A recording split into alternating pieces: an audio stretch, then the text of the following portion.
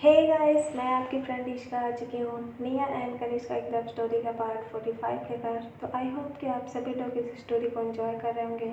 और अगर आप इस चैनल पे पहली बार स्टोरी सुन रहे हैं तो प्लीज़ चैनल को सब्सक्राइब करके बेल आइकन जरूर प्रेस कर दें और साथ ही साथ वीडियो को लाइक एंड शेयर भी कर दें अपने चाहने वालों के साथ। तो चलिए बिना किसी देरी के शुरू करते हैं अपना आज का एपिसोड पर हमेशा की तरह प्रीवियस पार्ट रिव्यू। पिछले भाग में आपने सुना था है क्या ही सुना था। पिछले भाग में आपने सुना था कि कनिष्का एंड निया बहुत ही रोमांटिक मोमेंट स्पेंड करती हैं एक दूसरे के साथ एंड पूरी दुनिया रात में रोमांस करती है, लेकिन उन दोनों का रोमांस मॉर्निंग में हुआ था।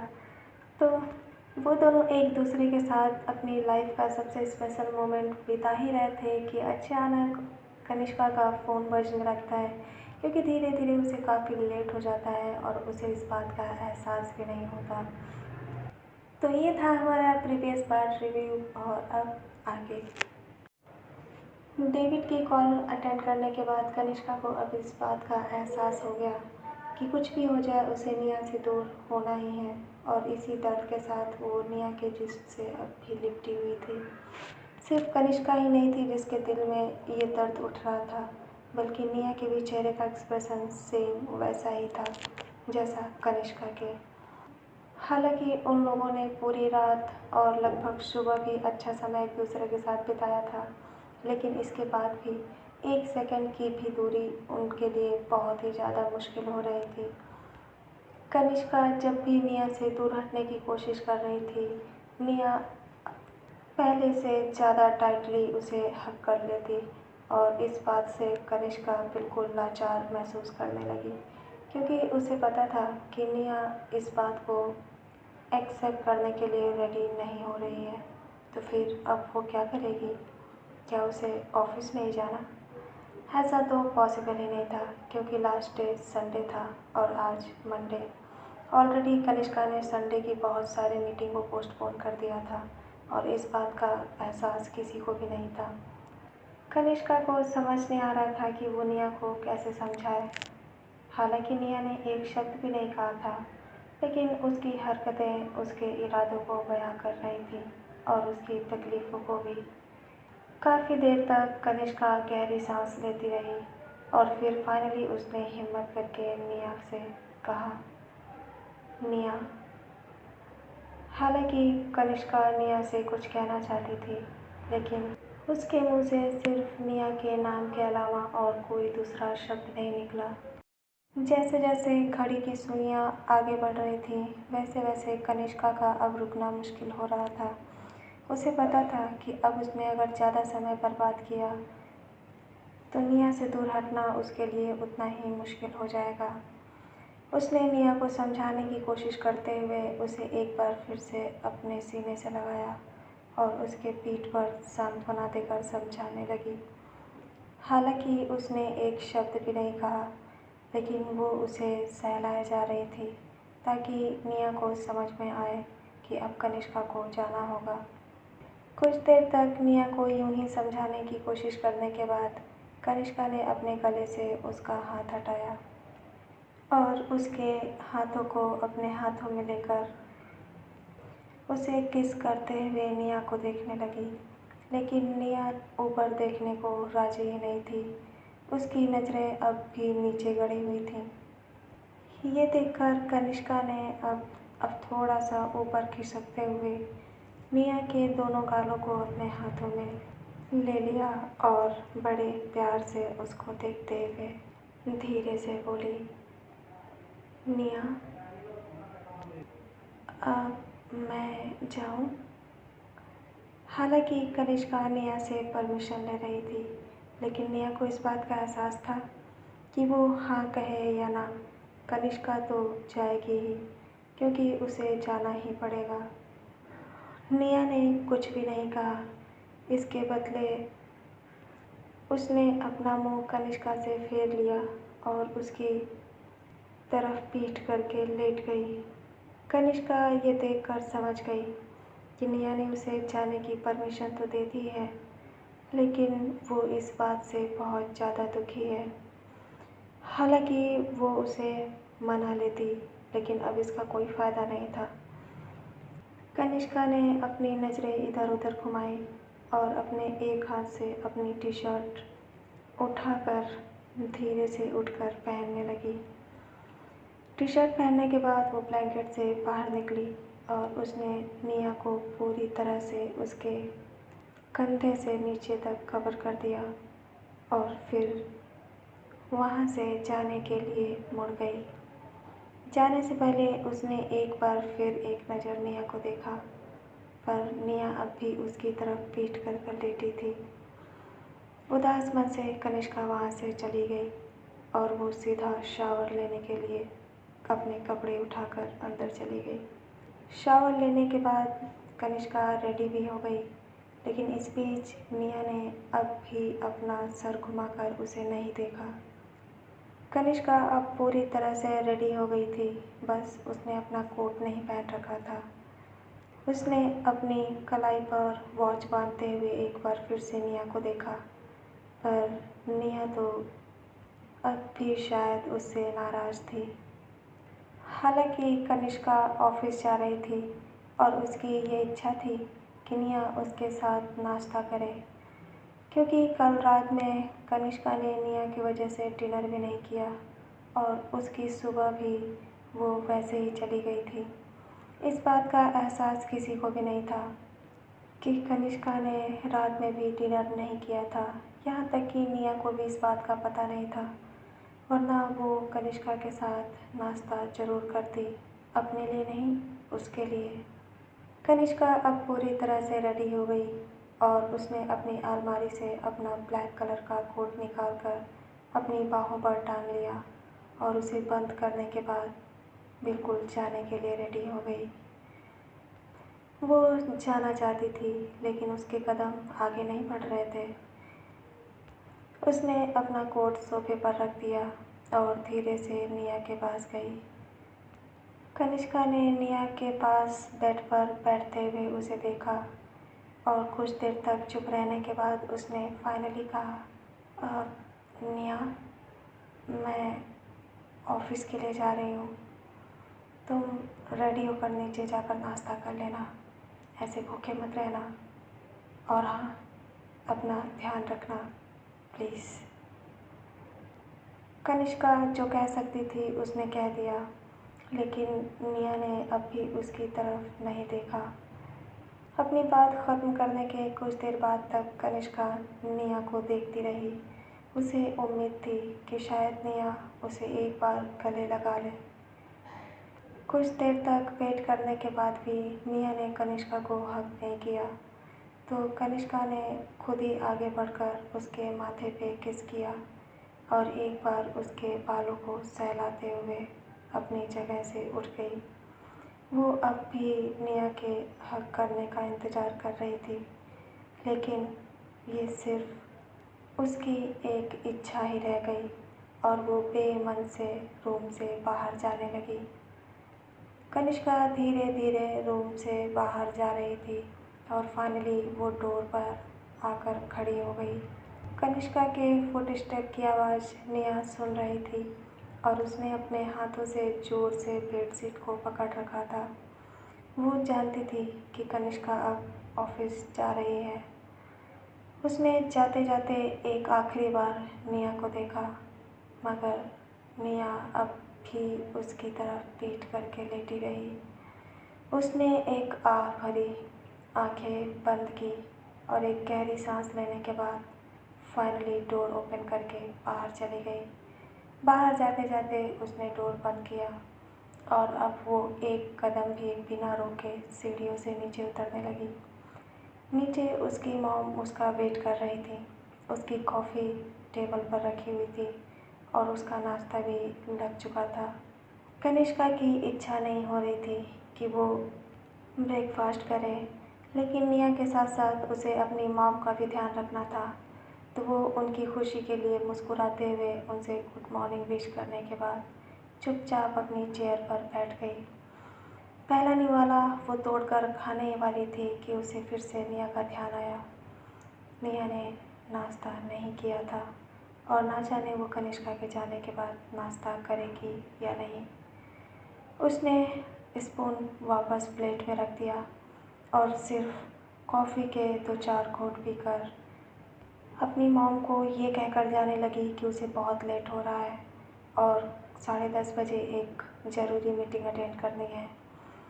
देविका मॉम उसे रोकना चाहती थी। ऐसे आधा अधूरा नाश्ता करता देख उन्हें भी खुशी नहीं हो रही थी। कनिष्का ने कुछ स्ट्रिप्स लेने के बाद कॉफ़ी रख दी और वो जाते जाते एक बार फिर से बालकनी की तरफ देखने लगी।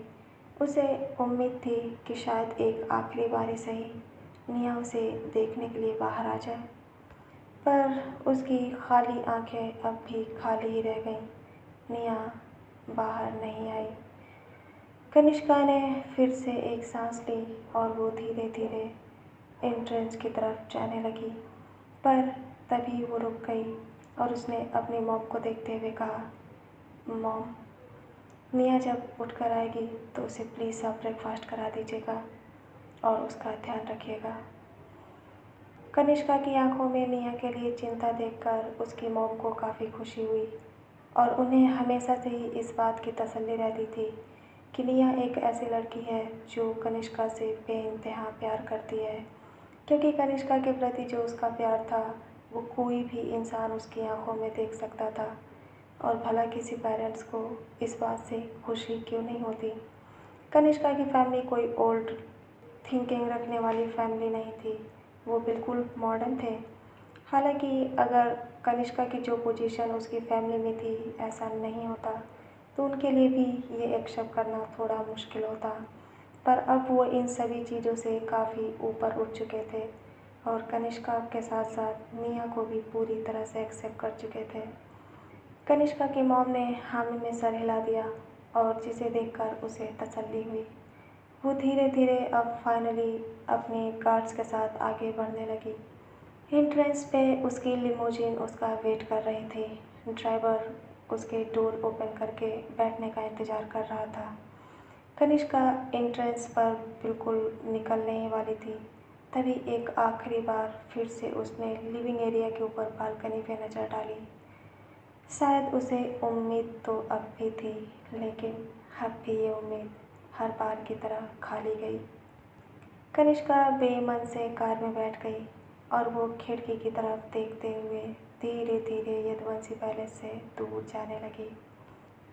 शायद ऐसा कोई दिन पहले नहीं था जब सिर्फ ऑफिस जाने में उसे इतनी तकलीफ़ हो रही हो।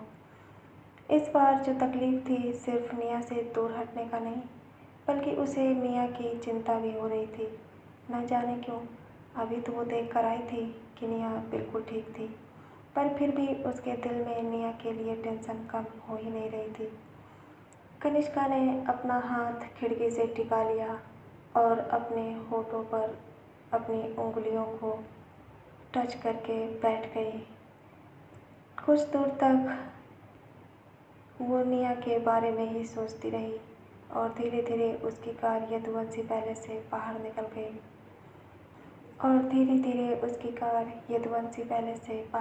गई उधर निया अब भी उसी पोजीशन में लेटी हुई थी। उसने कनिष्का की तरफ इसलिए मुड़ के नहीं देखा कि उसकी आंखों से आंसू बह रहे थे और उसे डर था कि अगर वो कनिष्का की तरफ मुड़कर एक बार भी देख लेगी तो शायद कनिष्का उसे रोता हुआ देखकर अपने जाने का फैसला बदल दे। कुछ देर के बाद फाइनली निया ब्लैंकेट से बाहर निकली और उसने अपने कपड़ों को पहना। कपड़े पहनने के बाद निया अपने पैर लटकाकर बेड पर बैठ गई और वो अब भी अपनी उदासी भरी नज़रों से उस डोर की तरफ देख रही थी। निया अपनी उलझनों में कहीं खोई हुई थी कि तभी उसका डोर बाहर से नॉक हुआ। वो अचानक होश में आ गई और उसने झट से अपना बिस्तर और बाकी चीज़ें सही की। अपनी आंखों से आंसुओं को पोंछकर उसने अपने चेहरे के एक्सप्रेशंस को छुपा लिया और वो फाइनली डोर पे गई। जैसे ही उसने दरवाज़ा खोला तो सामने देविका मॉम हाथों में नाश्ते की प्लेट लिए खड़ी थी और उन्होंने जब निया को देखा तो वो समझ गई कि निया किसी बात से उदास है। जैसा कि कनिष्का ने अपनी मॉम से कहा था, वो निया को नाश्ता कराने के लिए आ गई और खुद अपने सामने बैठाकर उन्होंने उसे नाश्ता कराया। नाश्ता करने के बाद निया फिर से बेड पर बैठ गई और अब उसे अपने अंदर कुछ अजीब सा महसूस होने लगा। उसे थकान सी महसूस हो रही थी और ऐसा लग रहा था कि जैसे उसकी बॉडी अंदर से हल्की हल्की गर्म हो रही हो। उसका माथा धीरे धीरे जलने लगा। निया को समझ नहीं आ रहा था कि ये उसके साथ क्या हो रहा है। कुछ देर के बाद देविका मॉम उसके रूम से चली गई, पर निया अपने आप में अब भी परेशान थी। धीरे धीरे समय गुजरता गया और देखते ही देखते दोपहर हो गई। इस बीच निया एक बार भी अपने रूम से बाहर नहीं निकली। उधर कनिष्का का भी मन काफ़ी बेचैन था। SK group CEO office. Kanishka कुछ लोगों के साथ मीटिंग कर रही थी। हालांकि कनिष्का इस समय काफ़ी इम्पोर्टेंट मीटिंग कर रही थी, पर उसके बाद भी उसका ध्यान बार बार निया पर जा रहा था। उसके मन में निया इस तरह से छाई हुई थी कि उसे ध्यान ही नहीं आया कि उसने मीटिंग के दौरान कितनी बार अपनी सेक्रेटरी चारला को निया के नाम से पुकारा।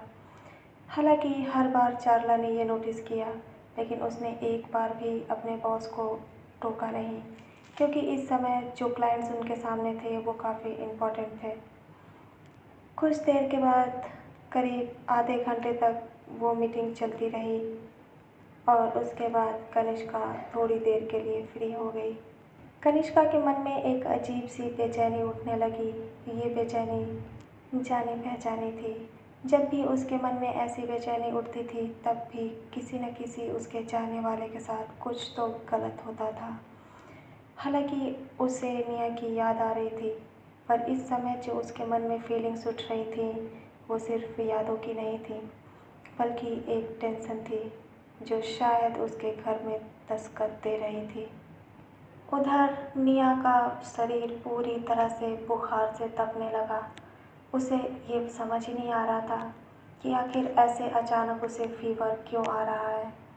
हालांकि उसे ये बात देविका मॉम को बतानी चाहिए थी, लेकिन उसने किसी से भी कुछ भी नहीं कहा और वो चुपचाप अपने रूम में बिस्तर पर पड़ी रही। इधर यदुवंशी पैलेस में किसी को पता ही नहीं था कि निया की इस समय क्या कंडीशन है। निया को भी लगा कि हल्का फुल्का फीवर है, जो शायद ठीक हो जाएगा, क्योंकि उसे कोई रीज़न नहीं मिल रहा था कि अचानक ऐसे फीवर क्यों आ गया।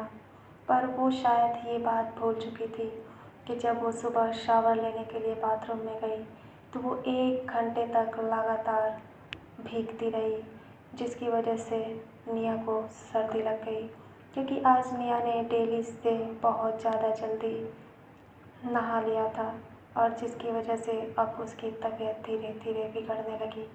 निया को जो फीवर हल्का फुल्का लग रहा था, उसे इस बात का एहसास नहीं था कि अब धीरे धीरे उसकी मुश्किलें बढ़ा देगा। देखते ही देखते शाम के 4 बज गए और अब तक निया के ऊपर बुखार का पूरी तरह से कब्जा हो चुका था। उसकी पूरी शरीर लाल हो चुकी थी और अब उसकी आंखें आधा खुल रही थी और आधा बंद हो रही थी। उसे इस समय सिर्फ और सिर्फ कनिष्का का ख्याल आ रहा था। यहाँ तक कि निया की सांसें भी लंबी होने लगी और शायद उसे अब ब्रीथिंग में भी प्रॉब्लम होने लगी। उधर कनिष्का की भी हालत ख़राब हो रही थी। उसकी बेचैनियाँ बढ़ती ही जा रही थी। वो समझ नहीं पा रही थी कि आखिर आज उसके साथ हो क्या रहा है। उसके सामने फाइलों की ढेर थी, लेकिन उसका मन किसी चीज़ में नहीं लग रहा था। वो पन्ने पलट तो रही थी, पर उसकी आंखों के सामने एक भी अक्षर समझ नहीं आ रहा था। अचानक उसने फाइल बंद कर दिया और उसे टेबल पर रख दिया। इधर उधर परेशान होते हुए उसने अपना फ़ोन उठाया और निया का नंबर अपने फ़ोन स्क्रीन पर डायल किया। कुछ देर के बाद निया के फ़ोन की रिंग जाने लगी और कनिष्का बड़ी ही बेचैनी से उसके फ़ोन पिक करने का वेट कर रही थी। कुछ देर तक ऐसे ही रिंग जाती रही, लेकिन निया ने एक बार भी फ़ोन पिक नहीं किया। कनिष्का ने 2 बार, 3 बार, अब चौथी बार भी ट्राई कर लिया, पर निया ने एक बार भी फ़ोन पिक नहीं किया। उधर निया के सामने ही कनिष्का का फ़ोन बार-बार आ रहा था और निया अपनी लाचारी भरी नज़रों से उस फ़ोन स्क्रीन पर कनिष्का का नाम फ्लैश होते हुए देख रही थी। निया जानबूझकर कनिष्का का फ़ोन नहीं उठाना चाहती थी, क्योंकि उसे इस बात का डर था कि अगर उसने फ़ोन उठाया और कनिष्का ने उसकी आवाज़ सुनी तो वो बहुत ज़्यादा परेशान हो जाएगी। इसी वजह से उसने एक बार भी उसका फ़ोन नहीं उठाया और उसकी आंखों के सामने उस फ़ोन की लाइट्स बार-बार ऑन और ऑफ होती रहीं। कनिष्का परेशान हो गई और उसने थक हार कर फिर से अपना फ़ोन टेबल पर रख लिया। उसने अपने हाथों को अपने चेहरे पर रखा और एक लंबी सांस लेकर चेयर पर पीछे सर टिकाकर बैठ गई। कुछ देर के लिए वो ये सोचने लगी कि कहीं वो कुछ ज़्यादा तो नहीं सोच रही। ऐसा भी हो सकता है कि निया नीचे लिविंग एरिया में हो और फ़ोन शायद उसका रूम में रह गया हो। वो इतनी परेशान क्यों है? नहीं, उसे परेशान होने की ज़रूरत नहीं है। कनिष्का ने खुद ही को समझाया, लेकिन वो सिर्फ कुछ देर के लिए ही था। कुछ देर के बाद फिर से उसका मन बेचैन होने लगा। हालांकि उसकी सेक्रेटरी चार्ला फिर उसके पास आ गई और अब धीरे-धीरे उसकी दूसरी मीटिंग भी स्टार्ट हो गई।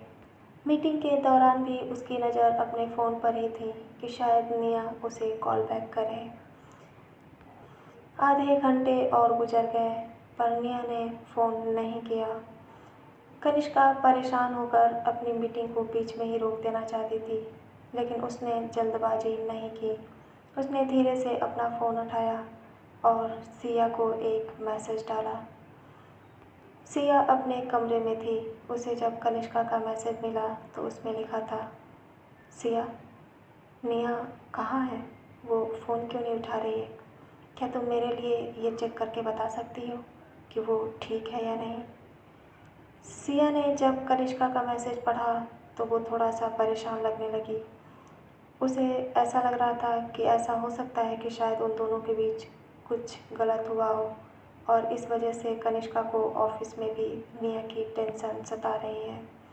वो जल्दी से उठी। कनिष्का की किसी भी बात को टालना उसके बस की बात नहीं थी।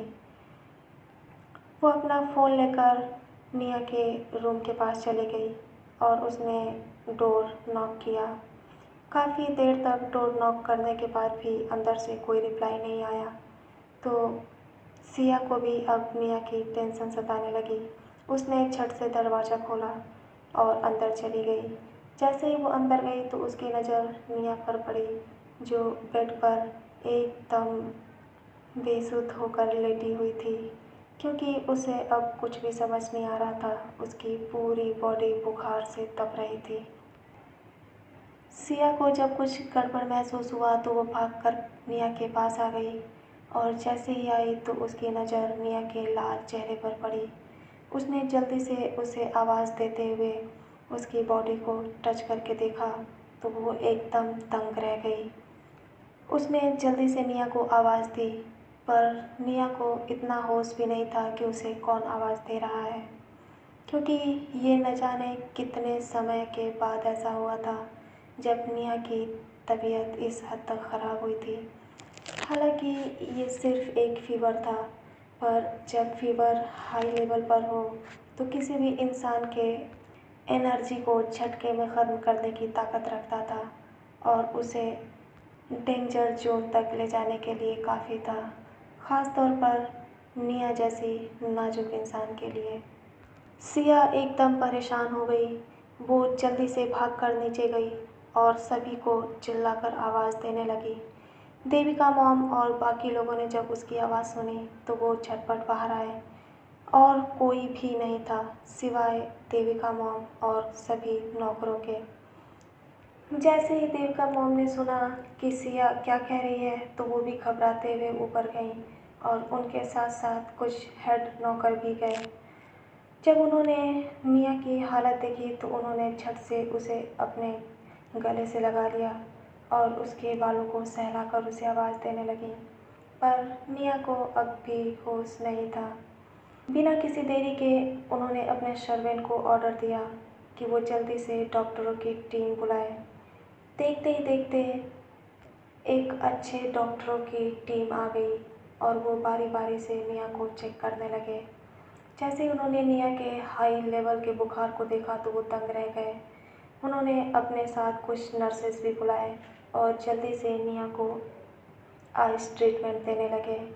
इस समय वो चाहकर भी इंजेक्शंस नहीं लगा सकते थे क्योंकि निया की हालत बहुत ज़्यादा ख़राब थी। जिस समय नर्सेस आइस से उसकी पूरी बॉडी की पुछाई कर रही थी, दीपिका मॉम निया का हाथ पकड़ के उसके पास ही बैठी थी और उनकी चेहरे पर निया के लिए टेंशन साफ साफ झलक रही थी।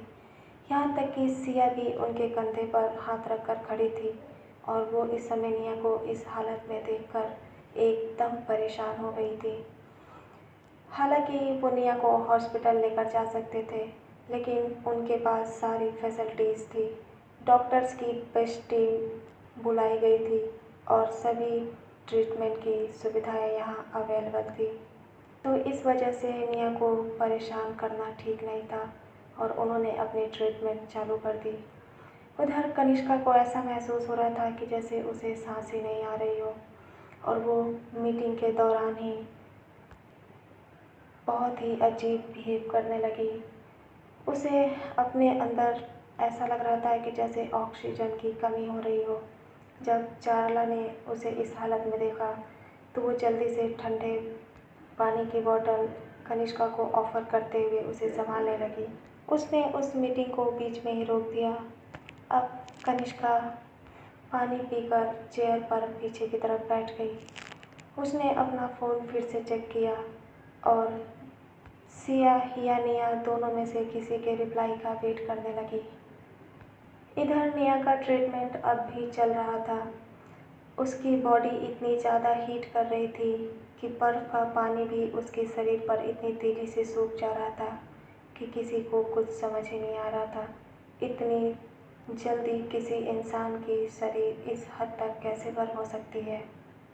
देखते ही देखते आधे घंटे और गुजर गए और निया की हालत में 5% तक सुधार हुआ, लेकिन वो कुछ ज़्यादा नहीं था। पर डॉक्टरों को इस बात की तसल्ली थी कि वो निया की कंडीशंस को सुधारने में अब धीरे धीरे कामयाब हो रहे थे।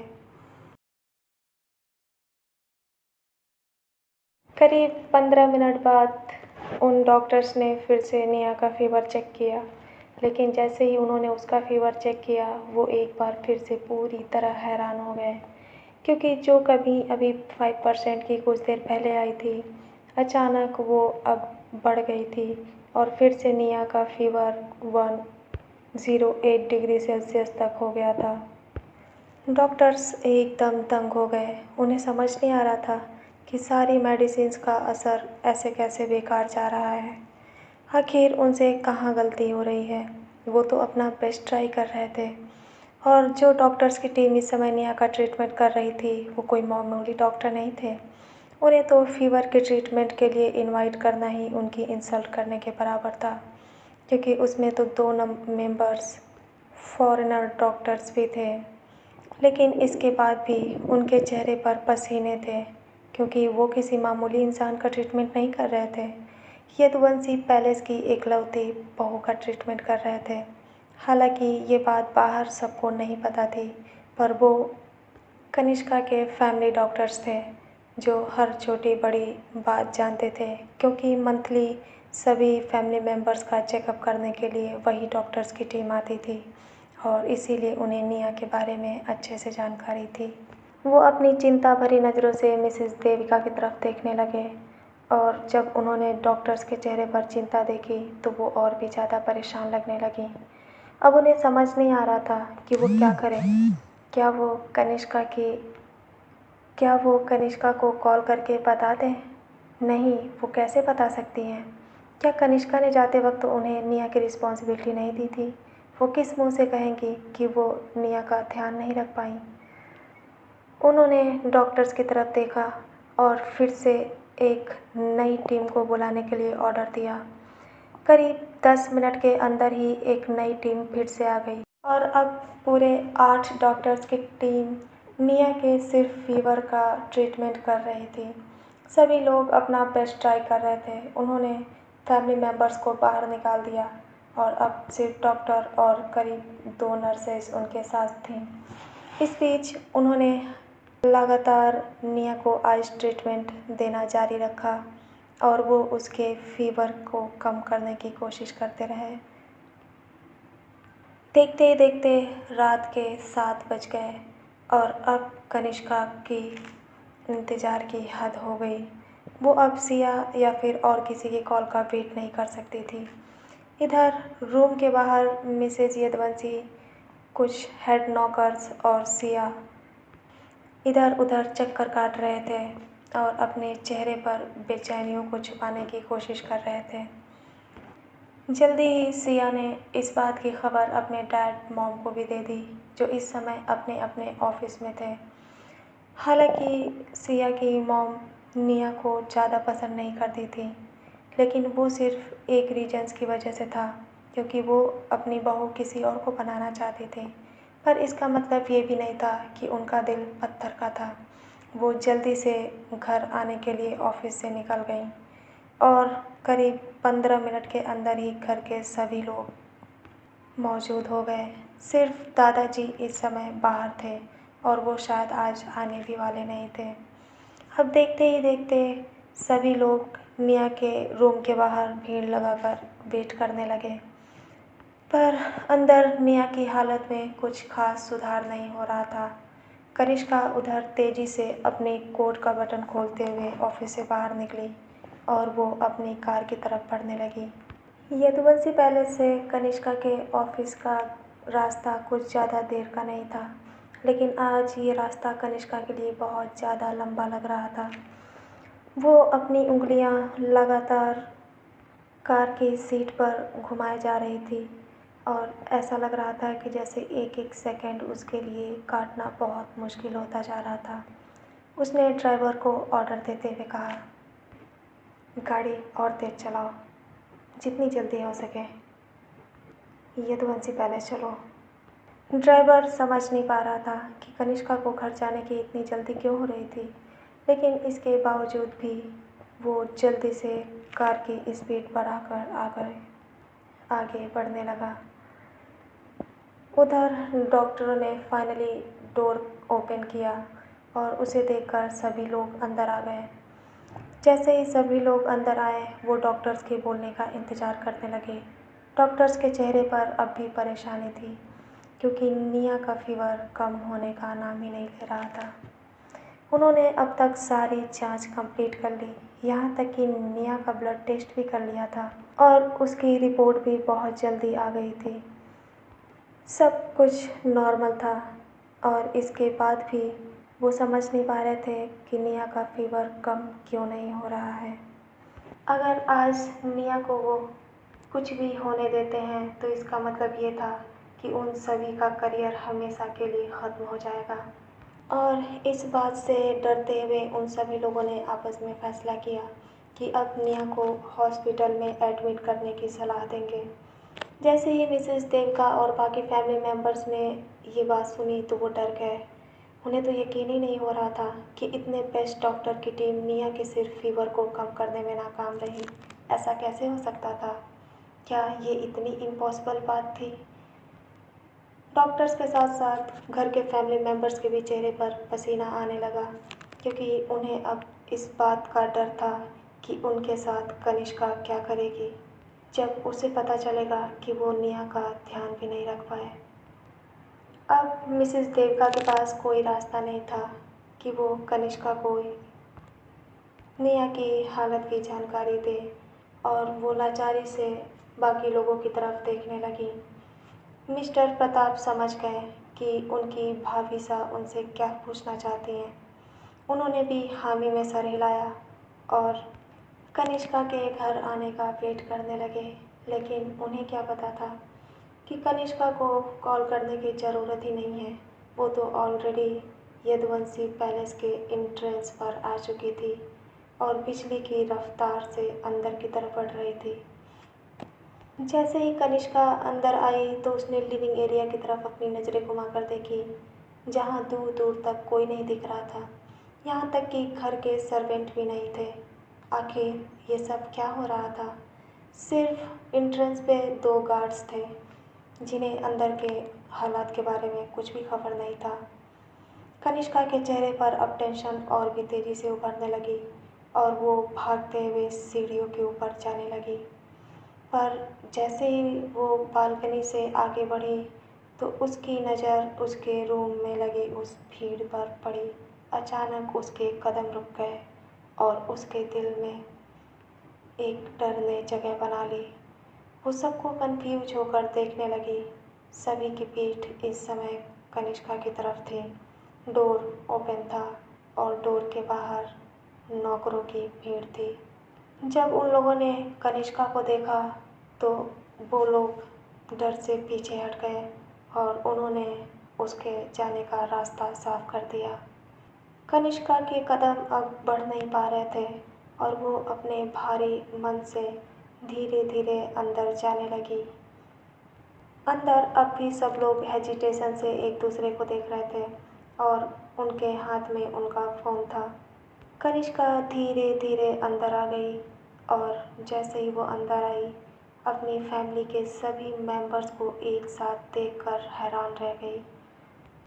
किसी को भी इस बात का एहसास नहीं था कि कनिष्का उनके ठीक पीछे खड़ी है और उस कमरे में इतने लोगों के होने के बावजूद भी एक अजीब सा सन्नाटा था। सिया की हालत तो डर के मारे और भी ज़्यादा ख़राब हो गई थी और वो इस समय अपने देविका मॉम का हाथ पकड़ के चुपचाप निया को देख रही थी। उस शांत माहौल में कनिष्का की हिम्मत नहीं हुई कि वो आगे बढ़े, क्योंकि उसकी नज़र सब पर थी। बस कोई नहीं दिख रहा था तो वो निया थी। अचानक उसे ऐसा महसूस हुआ कि जैसे उसके दिल की धड़कन थम गई और उसके गले में कोई शब्द नहीं मिल रहा था। बड़ी मुश्किल से उसने हैरानी भरी शब्दों को इकट्ठा किया और धीरे से बोली, यहाँ क्या हो रहा है? उसकी आवाज़ बहुत धीमी थी, लेकिन उस शांत माहौल में उन उन सभी लोगों के कानों में कनिष्का की आवाज़ गई और जैसे ही उन्होंने ये महसूस किया कि उनके पीछे कौन था तो उनके चेहरे का डर उनकी आंखों में उतर आया और सभी लोगों ने एक साथ हैरानी से कनिष्का की तरफ देखा। देविका मॉम, सिया, कनिष्का के अंकल आंटी और डॉक्टर की टीम, जब सभी लोगों ने देखा कि कनिष्का उनके बुलाए बिना ही आ गई है तो उनके चेहरे पर अब डर साफ साफ झलकने लगा और उससे भी ज़्यादा मिया के लिए परेशानी थी। कनिष्का सबके चेहरे को बारी बारी से देख रही थी और अचानक उसकी नज़र उन डॉक्टर्स की टीम पर जाकर रुक गई, जो इस समय निया को कवर करके खड़े थे। कनिष्का बड़ी हैरानी से उन्हें देख रही थी और वो अब भी डोर के थोड़ा सा आगे खड़ी थी। उसके पैर जवाब दे चुके थे। उसे ऐसा महसूस हो रहा था कि जैसे उसके अंदर हिम्मत ही नहीं है कि वो और आगे बढ़े। कुछ देर के सन्नाटे के बाद फाइनली सब लोग होश में आए और डॉक्टरों ने उनकी फैमिली मेम्बर्स के साथ कनिष्का के आगे जाने का रास्ता छोड़ दिया।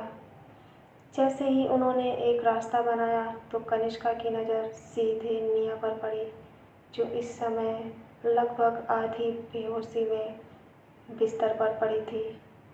अचानक जब कनिष्का ने निया को इस हालत में देखा तो उसकी आंखें लाल हो गईं और उसकी हैरानी उसके चेहरे पर सभी को नज़र आने लगी।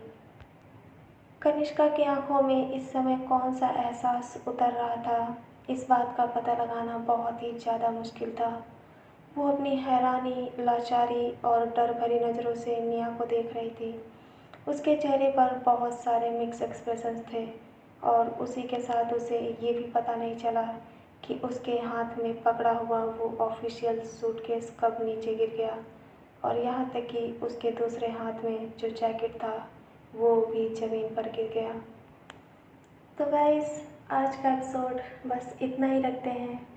आगे क्या होगा, निया की ऐसी हालत देखकर कनिष्का क्या करेगी, कैसे हैंडल करेंगे कनिष्का के गुस्से को या फिर उसके दुख और लाचारी को उसकी फैमिली मेम्बर्स, क्या जवाब देगी डॉक्टरों की टीम्स, और कैसे उतरेगा निया का फीवर, क्यों नहीं हो रहा था निया को इतनी सारी मेडिसिन्स का असर।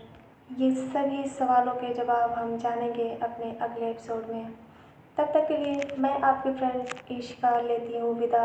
मिलते हैं अगले भाग में।